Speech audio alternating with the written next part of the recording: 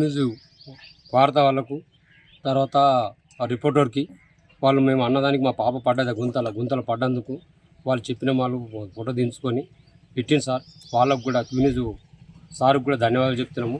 మళ్ళీ ఈ పన్నీసులు పెద్ద మనుషులు గుంతను పుడి చేసినందుకు వాళ్ళకు కూడా ధన్యవాదాలు చెప్తున్నాము.